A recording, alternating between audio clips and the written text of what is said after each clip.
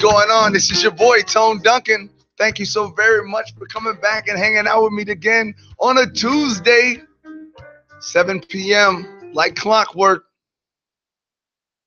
This is Truth Seekrz, and we are excited to get a new episode going today. We have talked about a myriad of things, and I hope that every single week that we bring something new and entertaining to you. It is my deepest gratitude to have you all along for the show, and I definitely ask that you like, share, and comment so that you can be a meaningful part of the broadcast, because it's really all about you.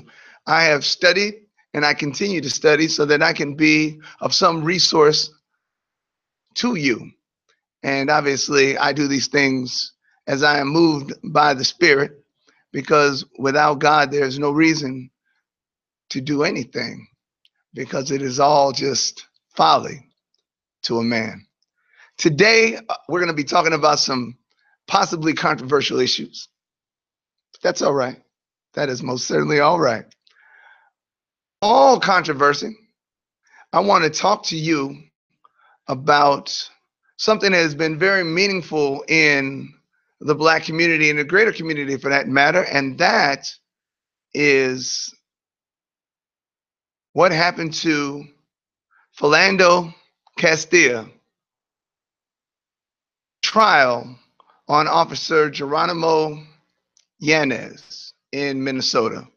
I don't need to tell you about the sadness of what happened in that altercation on that day, because it has been ubiquitous through social media.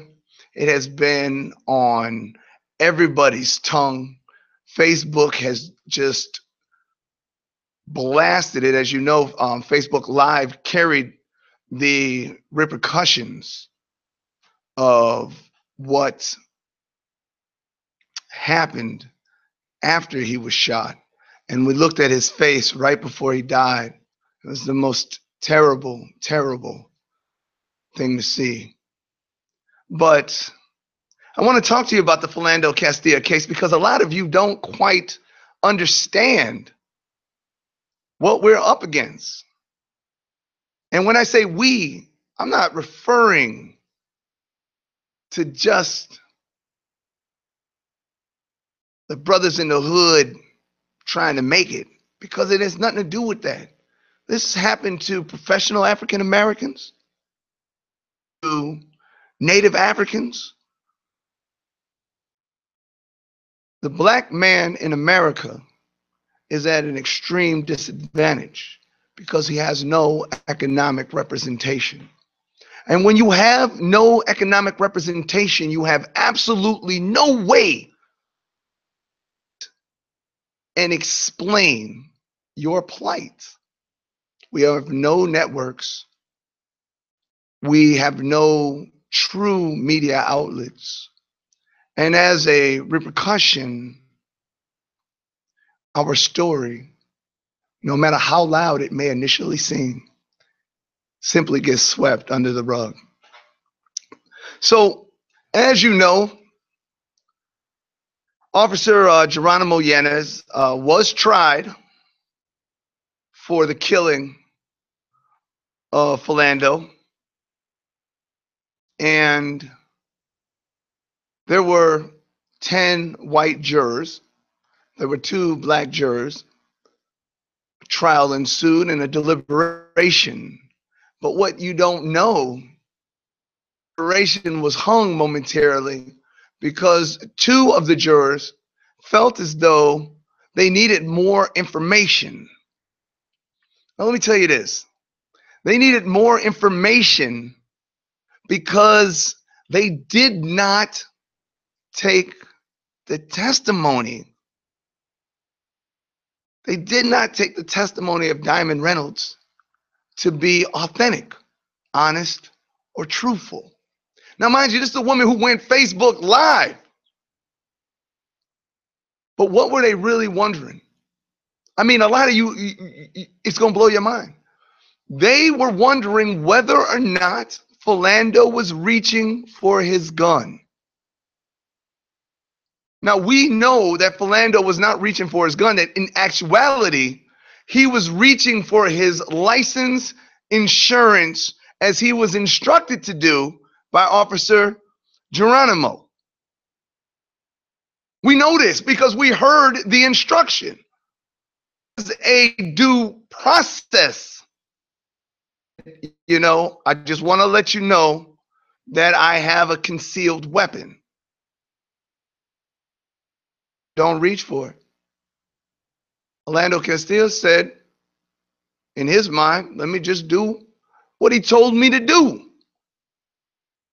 And this officer, who is not fit to represent any badge of any sort,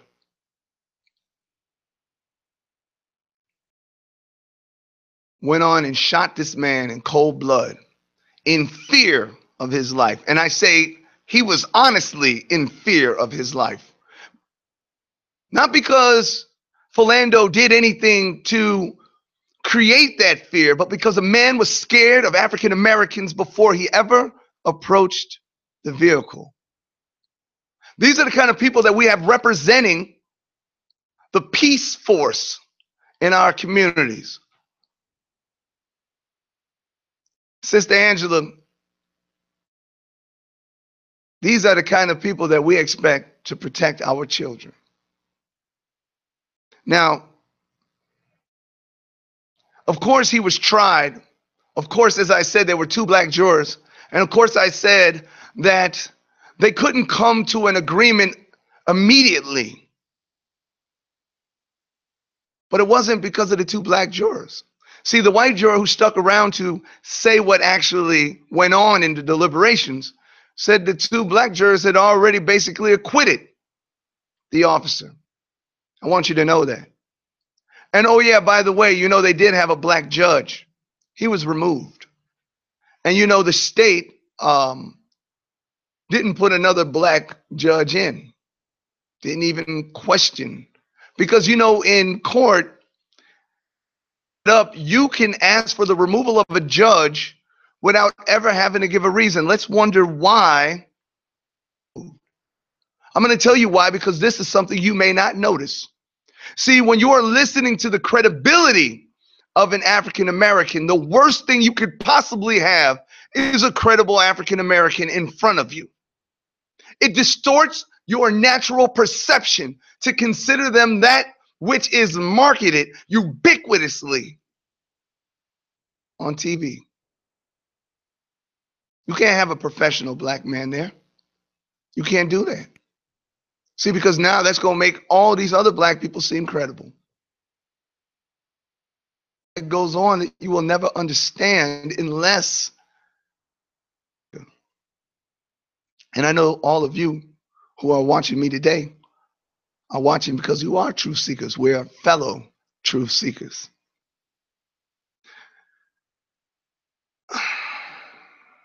Ultimately, he was found innocent because they could not distinguish why or whether he reached for. Believe the final verdict in the minds of the jury was that he reached for his gun, but possibly because, you ready for this? Possibly because he wanted to show them the gun, show the officer the gun as a sign of peace. See, they never respected the fact that he was just following the original command.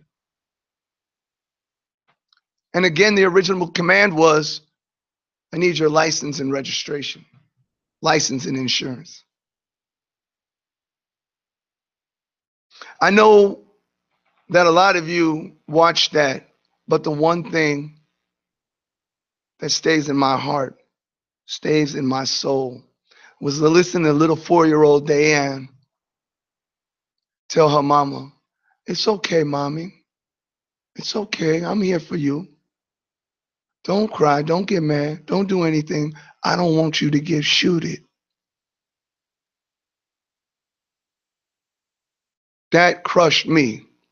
And I don't know how I will ever be the same after witnessing what I saw. Destroyed me. I want you to understand that of the 1,700 shootings, civilians by officers, there has never been a conviction. I don't know why we thought there would be. See, because you have to be able to prove that someone had the intention to murder someone. Now, we both watched that. We watched it. We all watched it. He didn't have the intention to murder somebody. He got scared. He was scared. And you know what's sick? Is everybody gets the right to be scared of the angry black man, the scared, the mob, the drug dealer, the gangbanger, the possibly beating his girlfriend, beating his child, doing some kind of crime. Oh yeah, he looks like another black person who was involved in a robbery, black. And they're justified. How can you not be scared of a black man? Black man, how can you not be scared of the police? See, the hyena is scared of the lion, and the lion has a natural fear for these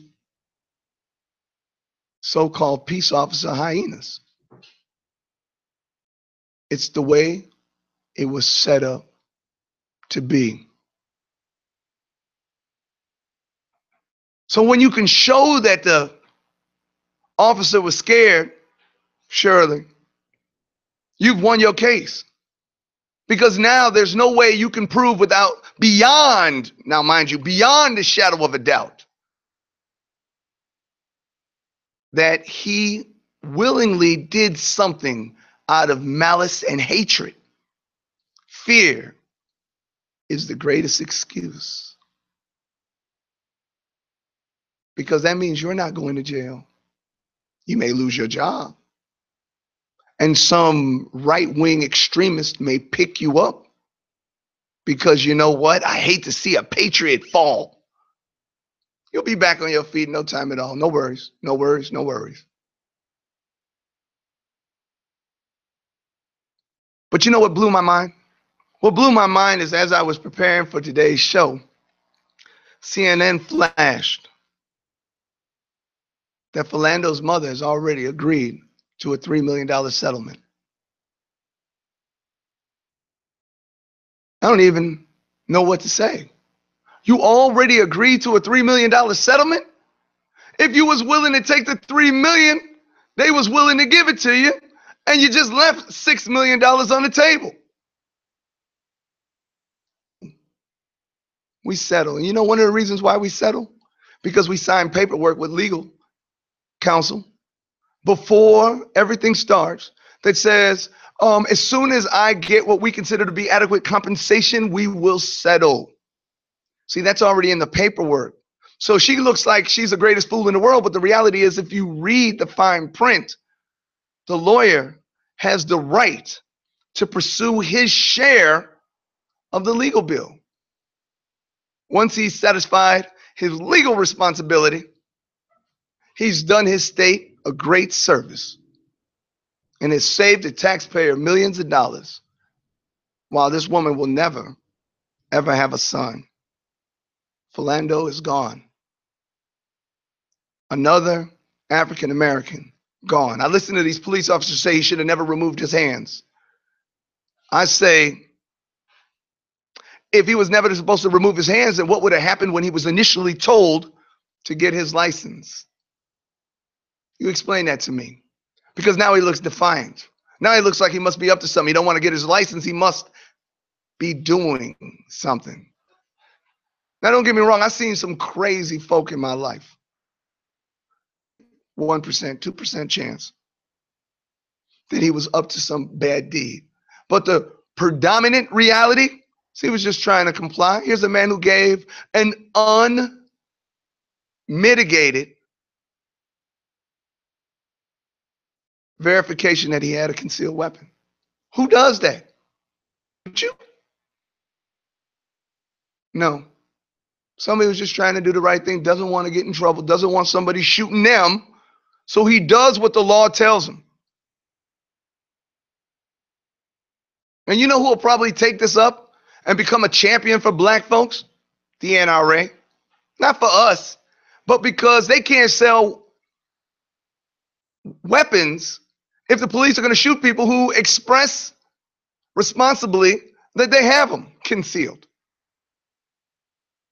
So the only person who's going to champion our cause is somebody who's doing it because they make money off of it.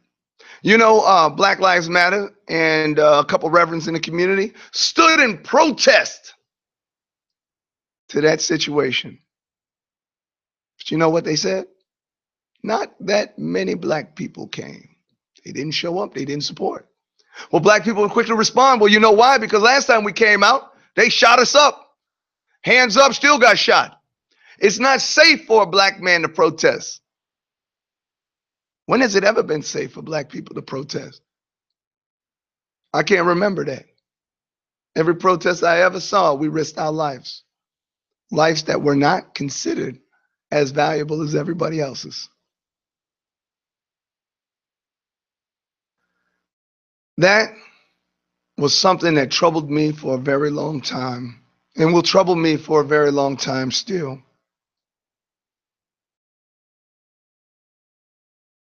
I wish it would have went a different way for Philando. I wish his girlfriend's daughter never had to witness that. Diane, to know the trauma that you had to deal with. But you know, talking about trauma, I don't know if you call this post-traumatic stress disorder. I don't know what you call it, an angriness, an urge to get out the pain. But can you believe that Diamond Reynolds, while Officer Geronimo Yamas was fighting his trial, she was fighting her trial too. Something that didn't get talked about was that she went upside another woman's head, her and two other females, with a hammer. She beat a woman in the head with a hammer, put the woman in critical condition, ICU, aggravated battery. Because Black lives matter, unless, of course, another black person is the one who took it. I'm really torn. I'm really torn. Philando's dead. Countless shootings in every one of our communities. And no possible way we can end this in the future. We don't see it. It's not there. You guys, when we come back, we're going to be discussing the focus of our topic today, which is understanding what happened to black marriages in America. Before we go, I want to tell you that the 2017 Youth Explosion is on Saturday, July 29th from 2 p.m. until about 8. There'll be music, there'll be games, there'll be workshops. That's at 17 West 620 Riordan Road. That's RIN Road in Villa Park, Illinois. Each child will be well fed. We'll have a lot of fun. We'll also be invited to do plenty of workshops. Parents, we need you in that as well. $5. And for those of you who can't attend but would like to contribute, you can talk to the pastor, Pastor Robert Johnson, 809@gmail.com. I'll put a link up to make sure that you guys hear more about it. This is your boy, Tone Duncan, Truth Seekers. We'll be right back.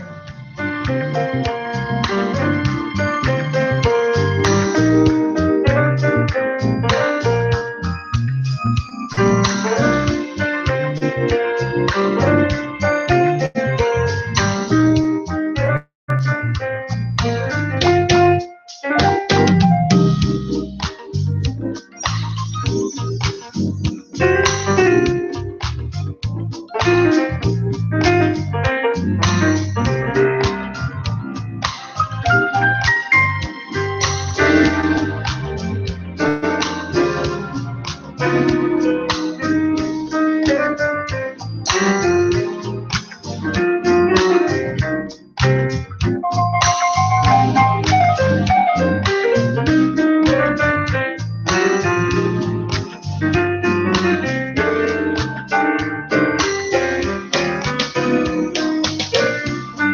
right, this is Tone Duncan. You're listening to Truth Seekrz on IntellectualRadio.com. We are an iHeart channel. And before we get started, I want to talk to you about something that I think is amazing. All right, something that I have to celebrate because many of you know that I've owned and operated barber and beauty salons for well over a decade and a half. And something beautiful has happened on the South Side. On the South Side, July 30th, 2017, from 10 a.m. to 5 p.m., Ogden Park,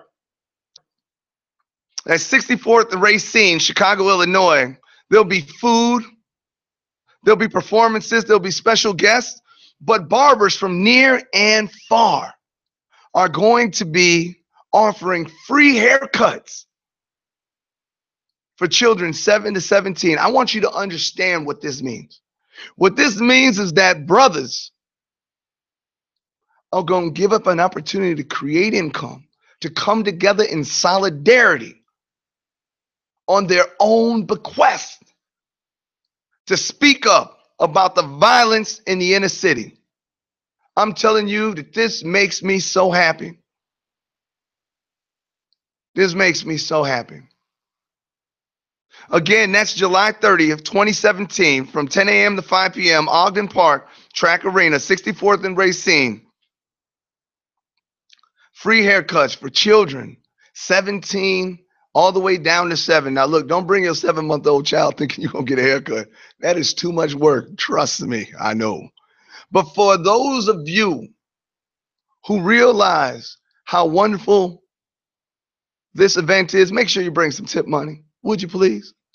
Make sure you tip them barbers because they are doing an amazing thing to show they care. Because nobody is impacted more by black on black violence than those who set up their business to service our black people. So please, by all means, check that out. I will take a picture and post it onto the feed. Now we got to talk about it. We got to talk about what happened to the black family unit. I'm going to give you a little education about something. I'm going to tell you something that you probably didn't know. I'm going to that our problem with black marriage is not slavery. I know I'm going to shock y'all with that. Now, you will say to me, well, how do you know that, Tone? Well, why would you say that? Don't listen to the grievancy groups because I'm going to give you the truth. See, the truth is in 1967, only 24% of our black women had children by a man they weren't married to. Do you understand that was lower than white, single parent, single mothers? Lower. It was like 10% in the smaller communities in the South. In the communities you came from, it was almost single digits. That's after Jim Crow. So what happened? I'm going to tell you what happened. Welfare happened. See, and they were so slick with it. And a lot of y'all know how I feel about welfare. I believe that it is a responsibility of a sovereign nation to take care of its indigent. It is the responsibility of conscious people to come together and make sure that a woman and her child are not left homeless on the streets. But see, you don't understand the deception. You don't understand how they switched that to destroy the black family. See, when you first had these housing and government assistance programs, I'll bring you back to James in Africa. Remember them on Good Times, right? See, they do a snapshot of when a man and a woman who were not making enough to provide adequate means were able to get government assistance as a family. But what happened?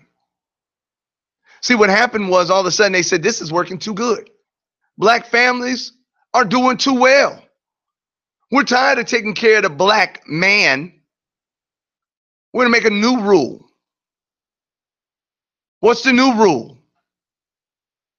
The new rule is we'll look out for the mother and her child, but she can't have a black man there. I know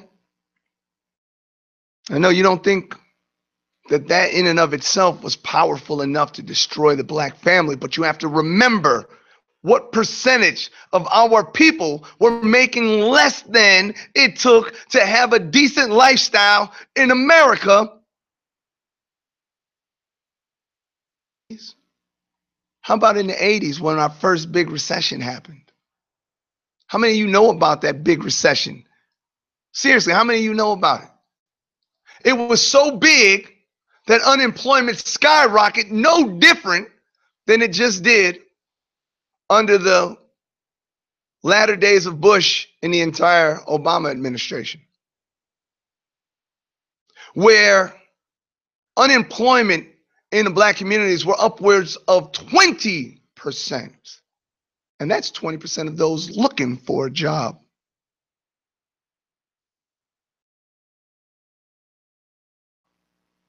I want to say what's up to my sister Bridget. Listen, what's happened is an amazing divide in consciousness. I'm going to break down what I believe to be the truth in this situation. The first issue was that we were undermarketed about our culture and mass marketed about European culture. See, European marriages have nothing to do with the way Africans bonded, united, and married each other. See, the very first major misunderstanding in a non-Europeanized black home is the power of the black woman. Marginalized, suppressed, oppressed, and mistreated. And what do? They glorify every black man that's willing to keep masquerading that illiterate marketing campaign. Woman was a powerful person in the household, and the black man had no problem with it because we were not in competition like the European family that demands subservience and servitude. No, not at all. No, not at all. Many of you know the story. No, you don't. Many of you may have heard the story or maybe even watched a version of a story of Shaka Zulu and the Zulu tribe. Many of you may have done your research and found out it was the women that had him killed, because the women were the power of the culture. Do you understand what it means to have a matriarchal society? Do you understand what it's like to celebrate the black woman in a black home? Can you imagine what that's like? No, because we're not taught that that's anything. See, one of the major problems in the black family structure is that black women are expected to act like white women. And I don't mean this racially. I mean this culturally. 400 years can't change the DNA of a culture that's been around for thousands of years. Doesn't work like that. It doesn't work like that. See, it's in the DNA of a woman to stand strong in her family.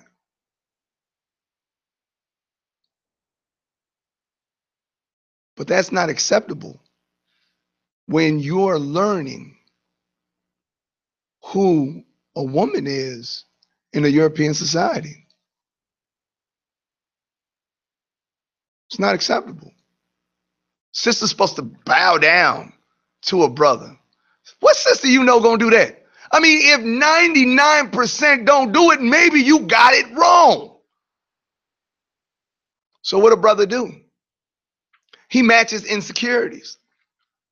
He takes his insecurity and he matches it to somebody else's insecurity, and now they got an insecure relationship. They're not looking to get better. They're just masking their disdain with themselves by the accompaniment of somebody else masking their disdain with themselves. How long is that supposed to last? I'm going to tell you, it don't last long. Sisters are powerful on purpose. Black men, since the beginning of time, celebrated the black woman. Look at the deities.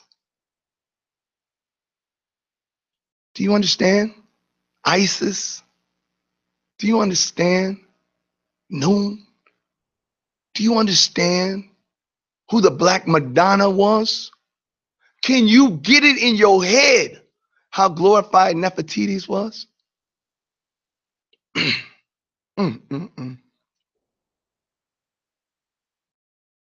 Keep assuming that somehow we're going to have a role reversal and a happiness within the black family. Stop wasting your time. It will never work. There is now flight to other ethnicities, which of course I don't mind, but don't do it because you hate your sister. Do it because you love this girl over here that happens to be Caucasian, Hispanic, Asian, but don't do it because you have been tricked about your own sister. That hurts, because that kind of hate is not hate of your sister, it's hate of yourself. It's an admission that you don't have a clue on how you fit in with the kind of woman you always grew up thinking you would marry. One of the problems that we're having is that on the flip side, black men are being expected to be as successful as white men. How? Sister, how? How is that supposed to happen?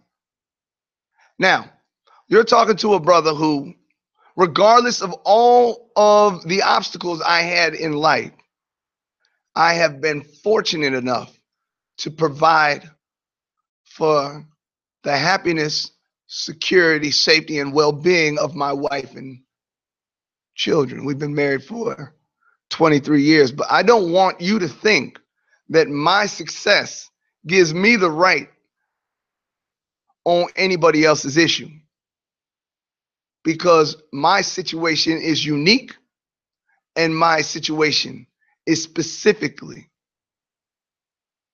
about two individuals. Does not flip for everybody else.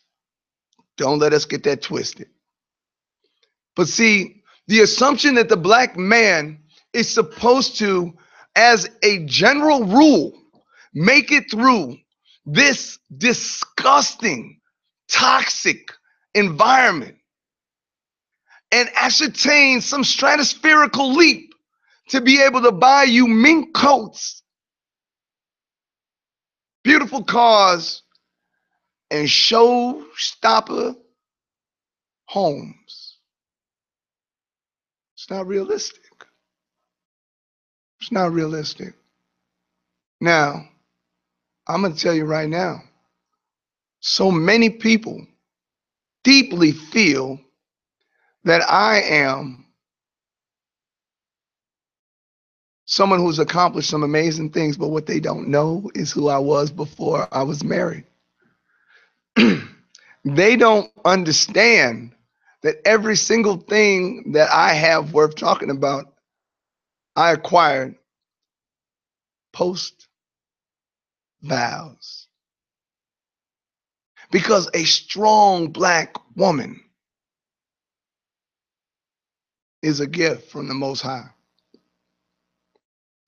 And don't get me wrong, I don't want to sound in any ways prejudiced, because we're not talking exclusively about Black women being strong, but we're talking about the nature, the culture, the DNA of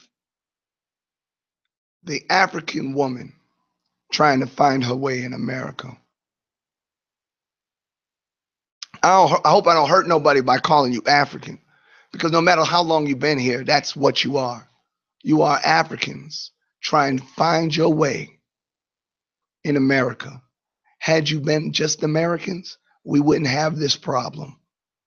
See, you would just do the Western thing.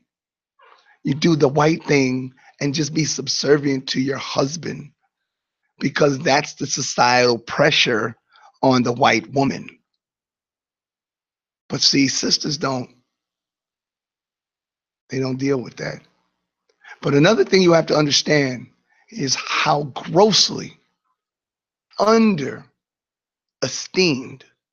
the average Black male is. And I'm going to tell you why. First off, he doesn't know how to rate himself with other men, because so many of us grew up without men in our homes. We didn't have one to follow, to look up to study, to make mistakes around, be corrected through love, and redirected towards a positive path. Oh yeah, we had a cousin, we had an uncle, we had a boyfriend, some of them people's, whatever, and some of them did above and beyond duties. But it's a difference when it's your biological father, who you see your every step in their step. You see your every possibility in their accomplishments. You see your every flaw in their failures. You can't understand it if you never had it. And sisters, as powerful as you are, you can raise an adult. You can raise a boy to be an adult. But to raise them to be a man, I don't know how you figure that out. A man yourself. Is that somehow, some way, just getting them to be an adult, at least should make them serviceable to a powerful marriage, that they can be molded, loved, and nurtured to their natural place of prominence. But brothers, unfortunately, I'm going to be honest with you. We keep trying to sell them our shortcomings because it works for everybody else. See, what we don't understand is that we got all of these politicians, all of these so-called Black leaders telling you that it's not your fault, you on the bottom, everybody else is to blame, and you just lay there because I'm going to get some help for you. Sisters ain't listening to that. They ain't trying to hear that. Because, see, they're living for the now.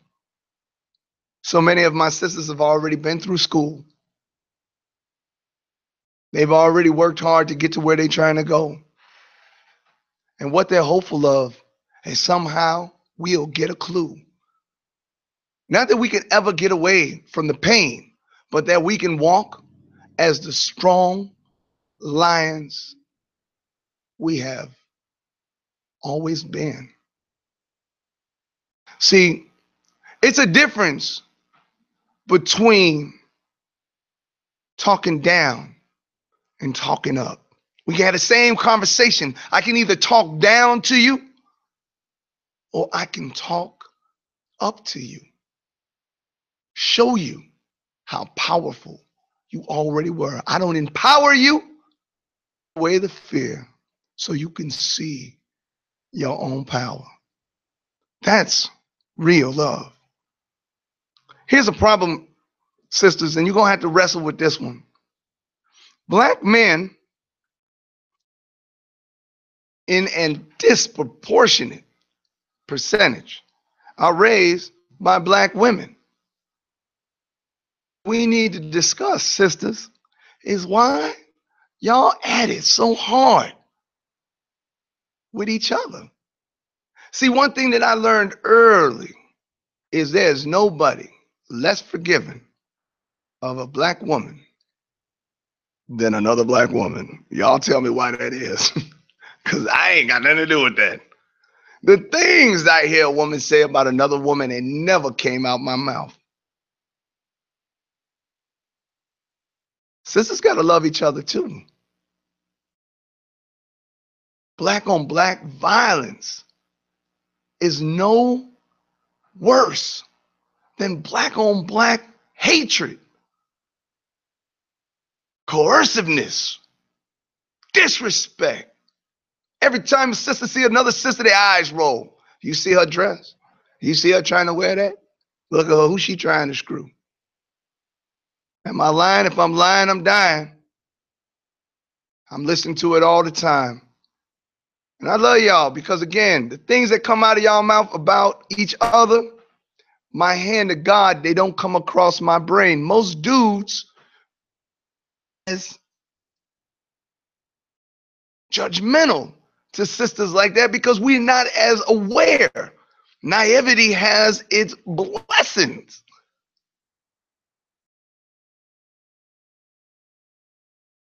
Sisters, not all of y'all like that. Some of you are leaders and beautiful people. But I'm talking to my sisters who find great enjoyment in watching sisters tear down other sisters. Am I talking about Atlanta housewives? I hope I'm not. Am I talking about people who find a love affair with the degradation of the black woman themselves are black women?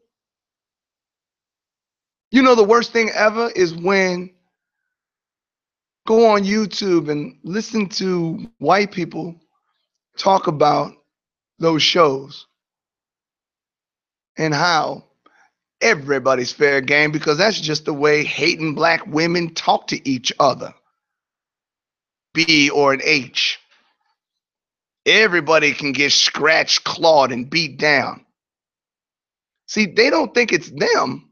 They think it's y'all. See, they don't look and see housewives. They look and see black women. And what does your little boy see?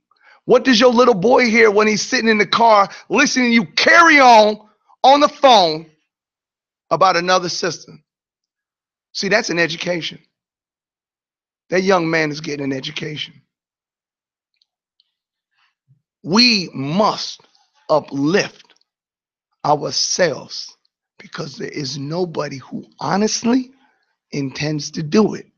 Think about this. If I'm paid to help you because you are down, how does it benefit me? Every time somebody tell me I'm here to help, I say, get away. Because I know what your help look like. You've been helping us for 50 years. And you've been killing us all the while. I need a hand up, not a handout. I need somebody who's got a strategy, not a sympathy. Can't empathize with something you've never been through. Worse than that, something you never intended to change. One thing, sister, you got to understand is that the average black man only makes somewhere around $38,000 to $40,000. Sister, when you look at what the government is providing you, how can they compete? Sister, I'm going to ask you a different question. Have you ever seen a middle-class black community? I guarantee you haven't. You've seen blacks in a middle-class community, but it wasn't a black community. And I'm going to tell you how they make sure it's not a black community. Because the very first thing they do is put Section 8 people in there. About this. Average black man working. He can afford X amount of money. Maybe he's in the best community he can afford, and it's definitely not the projects, definitely not the ghetto. But the minute you have 20 to 30% of the residents, people who are on some form of government housing assistance, it's no longer a middle class. And I want you to understand how they've been tricking us. See, you can get the same amenities as that man can provide just by kicking him out and saying he wasn't there. You get the same house, but you lost a soulmate. You lost a friend. You lost a companion. You lost the father to your child.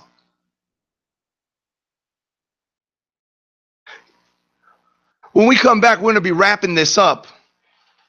And I'm going to give you 5 thoughts of the personalities that I seem to notice when it comes to our people in relationships. Hey, you're listening to Tone Duncan. This is Truth Seekers on IntellectualRadio.com. We are an iHeart station. Be right back.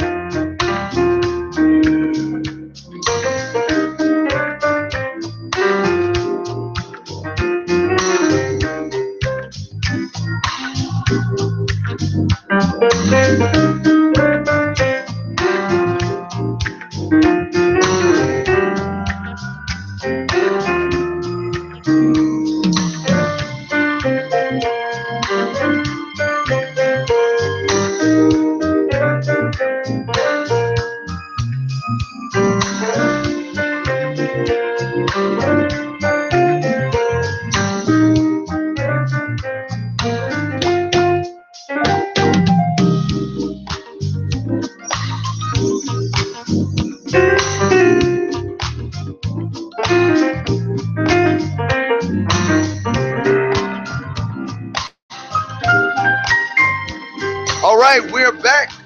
You're listening to Tone Duncan. This is Truth Seekers. We are IntellectualRadio.com every Tuesday at 7 p.m. An iHeart station.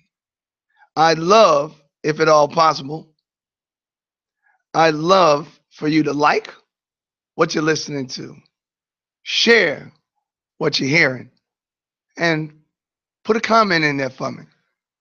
We're trying to make certain that we get as many people in on this conversation as possible. Many of you know that these lives sometimes are viewed well after we've closed it down. So if you're in a conversation a week from now about something you're hearing right now today, because that happens, and I thank you deeply for checking this out. Now, this next segment, I want to first say, is dedicated to a sister who has an amazing product line. You guys know that I'm a vegan. Every now and again, I will do some commercial vegan food. This sister has her product line in Whole Foods, and it's called Vegani. Vegani, however it goes. I might be saying it wrong. Vegani. Check her out. Sister's name is Roxia Woolfolk, and her product is Vegani Gourmet. You can find out more about her at veganigourmet.com. That's VEGANI gourmet, GOURMET.com. And you can also contact her at veganigourmet@gmail.com. Her number, if you're interested in catering, is 847-786-5806. I had an opportunity to taste her food, and it is amazing. So, of course, get a sister some love. Check out her stuff. And if you're interested, follow up. That'll be so awesome. I want to talk to you guys about the 5 different kind of black folk I see in the dating game right now. First one I want to talk about is Miss I Got Everything Marlene. Or on the male side, I don't need nothing, Justin. This is the kind of person who think for some reason that nobody can do anything for them because they got everything they ever needed. See, they don't understand love. They don't understand relationships. They have no ability to trust. And I know you know people like this. They think, well, I got my car, I got my house, I got my job. A man can't do nothing for me. Got my toys. You are looking for. Because if it was money, money only solves the money things.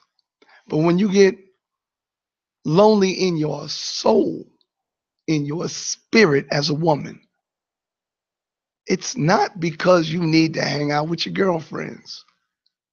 It's because innately you are missing your soulmate. Brothers, the disgust I hear out of your mouth when it comes to what you assume our sisters are, sad because you're sick, you're poisoned, and you have bit hook, line, and sinker everything they have tricked you to think. You'll be the only one sad with it. You've got to understand, a woman can never be the sex she offers, because that in and of itself is a gift. It's not the gift giver. Learn the gift giver, and you will understand the blessings of the gift. The number 2 is this is how you do it, Donna, or the way it go, Joe. This is the one who thinks that they got all the plans in place. All you got to do is shut up and do what I tell you. See, they're not willing to open up and realize they don't have all the answers, because that's what a relationship is. Relationship is communication. It's the ability to allow someone to have equal representation in all things considered in a relationship. But see, the problem with that person is they rather believe in something than to learn something. You know what I'm talking about? One of them people, God got it, Gloria, or Bible bully Bobby. See, these are the kind of people who think, oh, God got me. I ain't got to work for this. God gonna send me the perfect one. God gonna find somebody who love me for me. Well, you may be sick. You may have problems. You may need to seriously work on yourself. God can't help you if it's just going to hurt you. How can God give you something perfect for you and you poison? Because all that will equal is more poison, chaos, and trouble in your life. God gave you a brain, God gave you a heart, and God gave you a divine path. Clean yourself up, and you will see the right person was just wrong for who you were right now. Pray about it. Don't take my word. Because a lot of y'all bitter. Like Bitter Betty. Huh? Like Negative Norman. How about them? I mean, everything is about what somebody gonna do, somebody did, or somebody thinking about doing. Think about these kind of people. Everything is about yesterday's relationship because they got problems that they done took from one relationship on over to the next. I love the ones who watch TV and all of a sudden that becomes the woman they dealing with. Well, I saw on TV when somebody did. Everything is about justification because you angry, sad, and always thinking somebody owns something. It's just insecurity. You sick with this insecurity. And you're bringing all this negative baggage. Here's something I got to tell you. Here's a little token slang for you. Why don't you heal between your ordeals? Why don't you get right before you get on?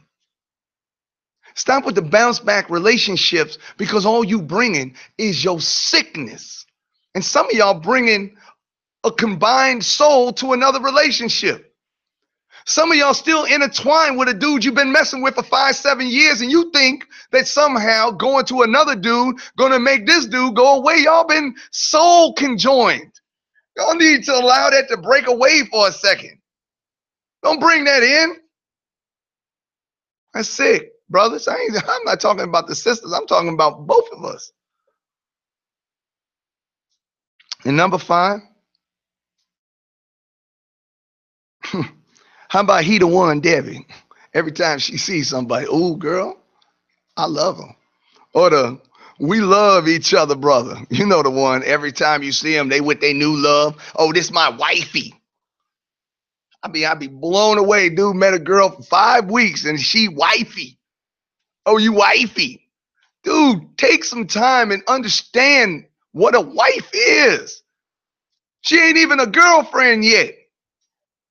Sister, you can't give everything you got until the required allotment is due. Is that what you do? You go into an apartment and you say, I'll pay 10 years rent. You may not like the landlord, but that's what you do with your valuable spirit, emotion, time, and mindset.